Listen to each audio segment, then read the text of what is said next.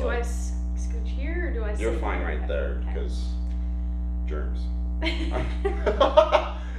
Welcome back to episode 22 of the Panther Soccer Podcast, the Macy Smith episode. And we finally, after a month and a half, you've been called out. We finally have the legend herself, Sydney Burskey, on the podcast. How are you doing today? Pretty good. How are you? I'm doing all right. You know, undefeated still at home. Hopefully I didn't jinx it because when this episode releases, the Indiana State game will have already happened. Hopefully I didn't jinx it, but it's fine.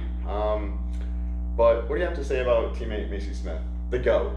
Oh my gosh. Do I mention? No, I have to mention that. Leading goal scorer. She is the GOAT. She is. She's the leading goal scorer in the Missouri Valley Conference. Like, she's number one of number one right now. But she's awesome. I've been with her pretty much since day one. We lived right next to each other in the dorms, and then she came back to Colorado with me this summer, and so we spent a ton of time together, and then we live together now. So she's like my built-in sister, like a sister that I don't actually have, but like she's my sister, you know? That's like, yeah. That's spot on. Yeah. I don't know. Macy Smith is just a very kind-hearted person. Like, I talk to her from time to time at FCA, and just a great person. And as of right now, she is the GOAT, leading goal scorer. I didn't realize it was in the conference as well. Oh yeah, she's number one, like, out of everyone right now. Oh yeah, just best player in the conference. Yeah, easily. Like, easily. by far. Sorry, Lauren Heinz. All right, so this makes sense to you, but there's a conversation that we had around your first year here at UNI, about you coming to UNI. Like, just explain to the viewers why you came to UNI, I guess.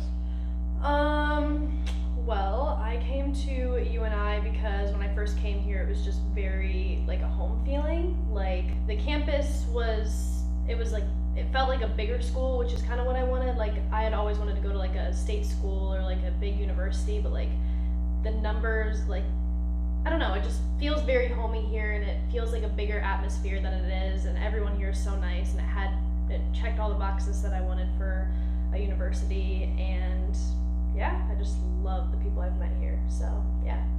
That's a really good answer, but this makes no sense to the podcast, but I remember one time we talked, and I was like, wait, so you left Colorado, something, like a beautiful state with so much to do, and you're like, Colorado's boring. Like, do you want to elaborate on that at all? Like, what do you mean by it's boring? No, it's not boring. I felt like I needed to get out because, being in Colorado, like, it was easy for me to go home, and I feel like I'm a very independent person, so not having the ability to, like, go home or drive home, like, I felt that just kind of grew me as a person. So, after college, I plan on going back to Colorado because, those are my roots, and I love it there, so. Okay, gotcha. But you don't want to, like, explain why you think Colorado is boring? Oh, I don't think Colorado is boring at all. I love Colorado. It's a beautiful state. Okay, I just thought I'd say, because, like, I remember a year ago you said it was boring. I'm like, no, you don't mean that. No, I didn't mean that. Okay, I just thought I'd say, were the other schools interested in, like, were there other schools offering you soccer scholarships at all, or? Yeah, I had some smaller schools interested, but they weren't schools that I was interested in being a student at, let alone playing soccer at. So when UNI offered me, I wasn't sure until I came to the campus, and then I just fell in love with it instantly, and I was like, this is where I want to be. So this was the one school I was willing to leave Colorado for. That's a good answer. I mean, well, clearly we're the best team we're second best, I guess. Second best right now. In the Hopefully conference. we'll be the number one at the end of the season.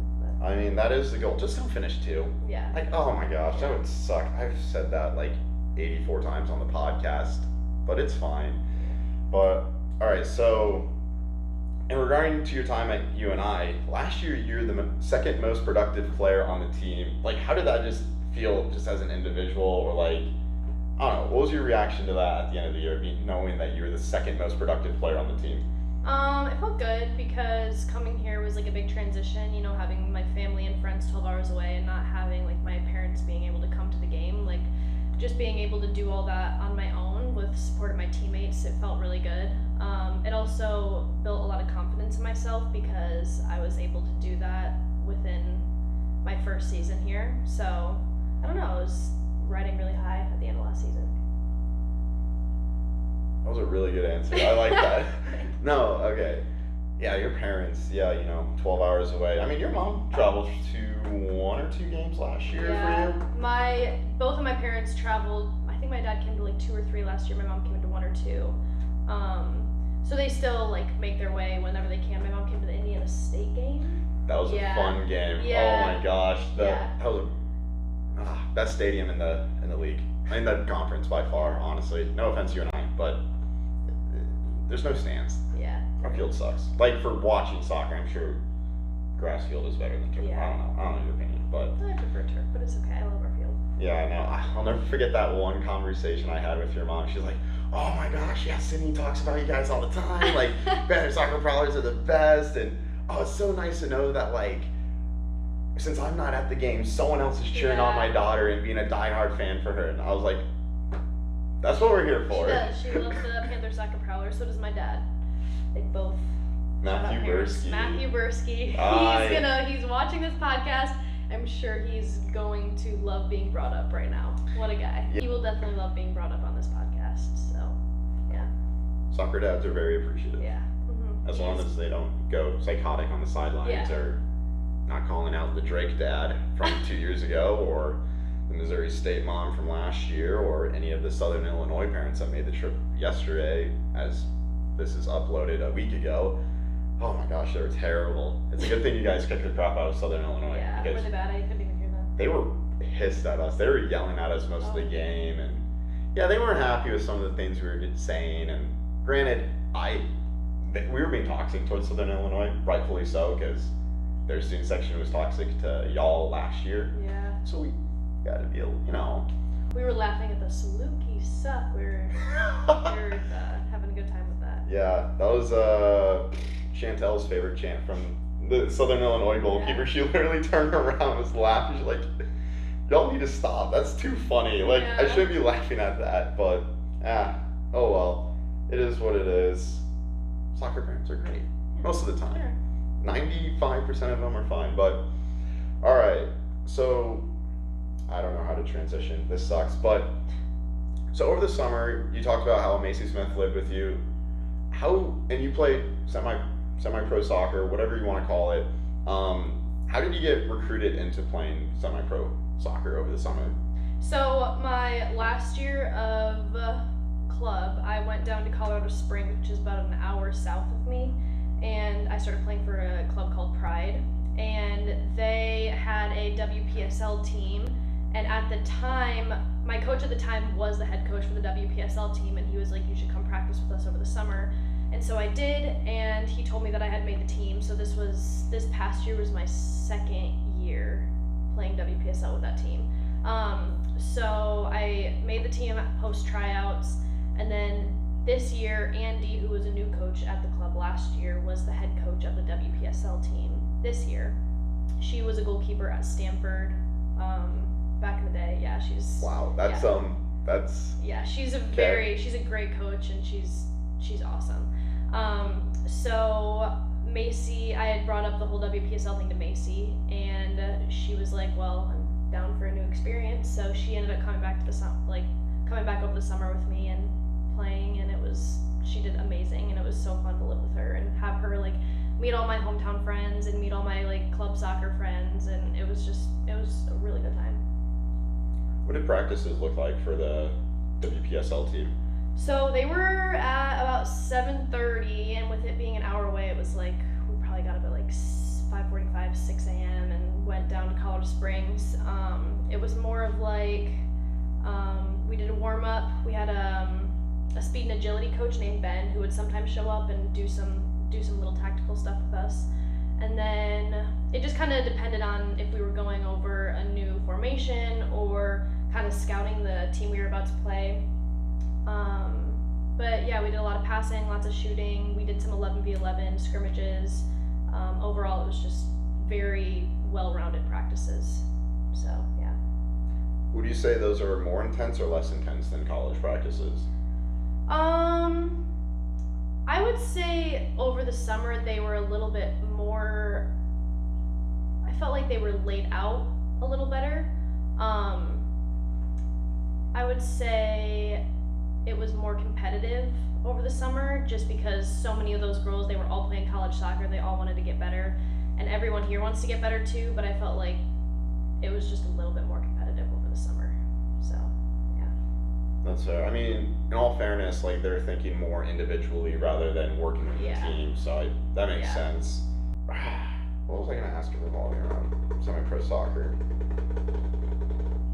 Oh, so like, was it cool to just play with a variety of different teammates from all across like the nation then, or like, so where would you say like each teammate was from playing in the WPSL, like college-wise? Like, were there from some from like Colorado State or Colorado or bigger schools, smaller schools? Yeah, so Colorado is like very high in recruiting for a lot of college soccer just because elevation, and there's a lot of great coaches in the state, so a lot of colleges recruit from Colorado. So the best team that we played, who actually I think placed second in the overall WPSL league 2 years ago, was the Colorado Rapids. They have girls from like Texas Tech, Florida State, North Carolina, Denver. Like they have like insane girls. We had a girl on my team who plays at Iowa right now. She's a freshman this year. She's awesome. And then I had another girl who plays at Colorado Mines, named Callie. And yeah, there's just so many, there's a variety of schools that you just compete against, and it just makes you better because, you know, you could be playing, you know, girls from D2 schools all the way up to girls from the Power 5 schools, and you just are competing all the time with them, so it makes you better. You literally said North Carolina. They finished in the final against UCLA in the championship this past season, so I'm sure that was like, more of a reality check almost, and yikes, that's okay. Yeah, there was a girl on our team also from like CU. There were some girls from CSU, so like lots of Colorado schools built in, but yeah. Gosh, that's a lot to take in. I did not expect that as an answer. Because like, I don't know, talking to Jay Lee, because she also played for Sunflower State FC, she was like, yeah, it's a little easier than, you know, playing college, because some of these players are playing D2, and like, yeah, there's a few like D1 athletes, but they go to smaller schools. I'm thinking like, okay, I'm curious on like other people's experience, so so at least you got more of a challenge, more of a unique, because some of these semi-pro and women's soccer is always hit or miss, whether it's like really, really good, like the Milwaukee Torrent, or really, really bad, looking at like the Iowa Raptors. Quad City Rush aren't that great. Literally any Iowa semi-pro soccer team. Yikes. So what are your wow, another bad transition. It's fine.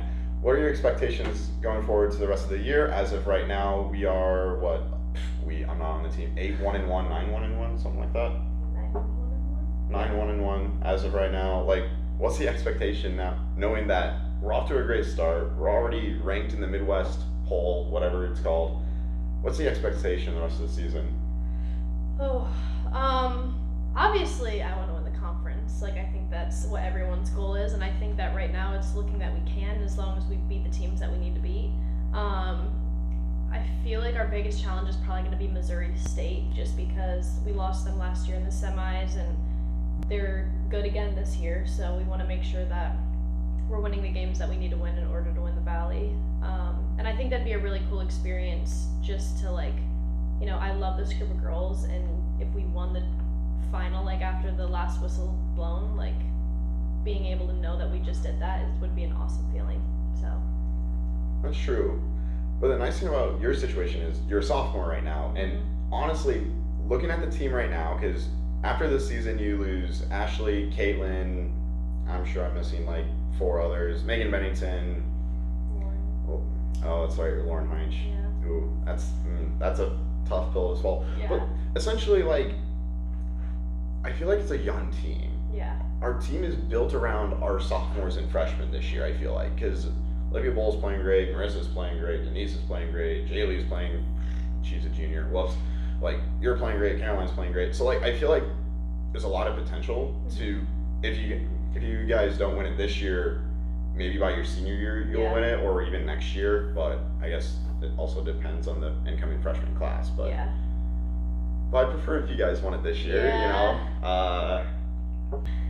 But looking at the schedule ahead, I feel like our schedule just completely screwed us because we have the hardest away schedule in the conference by far. We play Drake, who was projected top 4. We play Belmont on the road, who was projected 5th, I think, or 6th, whatever it was. Valpo, Missouri State, projected to finish top 2, and I forget our other away game. Oh, don't tell me. I know it. Never mind, I don't know it. Murray State. Murray State. Why did I forget them? Oh, yeah. Well, they're not great. But we play Missouri State and Valpo on the road, so what kind of adjustments are you guys going to have to make going into those away games? I feel like away games have always been challenging for us just because, you know, you're on the road, especially for Murray State and Belmont because they're, 11 hours away? 12, 13, yeah. That drive is going to be brutal for us, just being on the bus, sitting there for that long and, like, not really being able to just walk around and be active. So I think that when we are traveling, being able to just, you know, really lock in before the game and realize that, yeah, we did just go for a really long bus ride, but we have to win this game if we want to, like, go far in the tournament. So I think that's going to be a big adjustment for us. Yeah. It's also unfortunate because, like, I really wish we got Missouri State or Valpo, at least one of the two at home, because I feel like I'm not trying to take credit. I'm not trying to, like, sound like that guy, but I feel like we have the hardest home, or we have the best home field advantage in the conference because, like, it's not great. Let's be honest. UNI field isn't great, but also having the Panther soccer propellers right there behind you, just distracting you the whole game. We've heard players complain about us quite a bit, so I feel like, I wish we had a harder opponent at home, but you guys beat the hardest opponent at home already, so, because UIC was projected, 3rd, 4th? Somewhere in the top 4. Yeah. So you guys already beat UIC, and, well, they also beat Northwestern in preseason, so that was a huge achievement. But so what do away games look like, essentially? Typically what they look like is, you know, we load the bus, we get some food while we're on the road, and then depending on if we're going to a hotel or not, we'll check into the hotel, just kind of relax, eat some dinner as a team, eat breakfast as a team, and just do a lot of team things. When it comes to game time, we will load the buses, we'll get all our gear, we'll head to the fields, you know, check it out for a few hours before game time, and then head back to the hotel and get ready. And then when it comes time for the game, we'll head over to the field and just do our normal warm-up and line up and win. Hopefully win, yeah. Hopefully win. So, yeah. So on longer trips where you guys will play a game on Thursday, stay in hotels like Friday, Saturday, and then play another game that Sunday, like, are there built-in practices those Friday, Saturdays then, or is it just a lot of downtime? Yeah, so when we were gone for 10 days last year, that was bad. We did have, like, practices at the UIC field. So typically we will, you know, our coaches will text us and be like, hey, like, we're gonna have practice at this time tomorrow, like, be ready. So it's just like having a practice here, except we load buses, so we'll get ready and, you know, get on the bus at a certain time, head over to the field, do a quick little practice and get some touches in, and then go back to the hotel and just kind of have the rest of the day to do homework and have to ourselves. That sounds like crap, I'm gonna be honest. Like, because, like, well, especially during the 10-day trip, like, I can imagine you guys just got sick of each other at some point.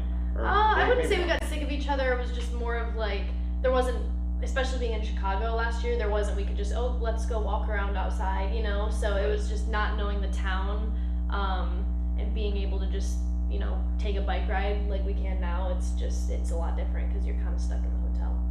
So. That's fair. Yeah. I thought you guys were in Valparaiso after the UIC game for 5 days, which we went there for a little bit because we were in Chicago for a few days, and then I think we were in Chicago for like a week, and then we went to where is Valparaiso? It's Indiana, yeah. And then we went to Indiana for like 3 or 4 days. Yeah. Ugh. Oh. Yeah. Oh no. Yeah, so yeah, Ugh. that was I interesting. have only been to Valparaiso once in my life. It's a dump. I'm gonna be honest. It's kind of dead around the campus. I'm not gonna lie. Yeah, because that's about an hour from South Bend, Notre Dame. So, yeah, my one time going to Valparaiso, it was just very hard to believe there's a Division I school in that Yeah. town. I'm thinking like, the people here are weird. Yeah. Well, I shouldn't. That's mean. That is so mean. Well, I don't know. It just didn't feel like a college town. Yeah. That's what I mean. Yeah. Not that like a normal town can't have a Division I college. It's just like there's just a whole different environment to a college town versus yeah. But it is what it is. Oh, anyone? I guess we're wrapping things up. Gosh darn it, I suck at transitions. Now that we're wrapping things up, is there anyone you want to call out for future podcast episodes? Macy Smith. Macy Smith, the GOAT. I mean, No, she needs to be on the podcast. how can she not? I mean, what's she up to now? 6 goals? Would have been 7 if it wasn't for Morgan Barnett. Sorry to call you out, Morgan. Oh no, I'm gonna be in trouble with your dad on that one, but yeah, I'll apologize to him in person. It's fine. But any last words? Anything you're looking forward to this season? Just hopefully win the conference. Yeah, just hanging out with the girls, spending time with them. Very well said. Well, thank you for your time once course. again. And I'm very sorry about your part in okay. the documentary being It's taken okay. out. You were featured in the credits, you know. I did see that. Yeah. Oh well, it is what it is. But for now, thank you guys for watching, and see you Thursday where we recap the Indiana State game. Hopefully good things happen from that game, and we'll talk about our games against, oh wow, that's far in the future. I think Murray State and Belmont. Yes. Did I get that right? Yeah. Okay, good. Also, I need to talk to Chris, because I want Chris to take me to Belmont, because he's teaching on that Thursday. Oh, is he going? Supposedly he leaves Friday, Oh. so I need to love like that. sneak into his trunk or something. Yeah. Probably should have revealed that on the podcast. Oh well, it's on now. Do I say bye? Oh. Ah. Bye. You can say bye. Bye. Bye. I wasn't sure if I was supposed to or not.